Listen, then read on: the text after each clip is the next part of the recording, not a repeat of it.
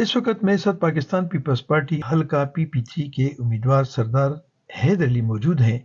आपसे सवाल है कि आप अटक के मसाइल के हल के हवाले से पिछले MNAs और MPs की कारकर्दगी से कितने मुतमईन हैं?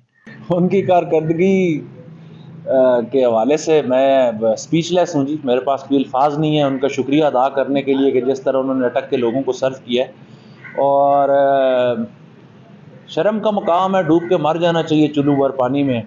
बरसे इक़्तिदार आने के बाद अटक के मसाइल के हल के हवाले से आप क्या प्लान रखते हैं? हमने इस अटक शहर के अंदर जो है एक state of the art hospital बनाना है जो कि बिल्कुल फ्री ऑफ कॉस्ट हो, और कोई भी ऐसा खुदा न खास्ता मर्ज ना हो जिसका यहाँ पर इलाज जो है वो ना हो सके और अटक से लोगों को बाहर जाना पड़े।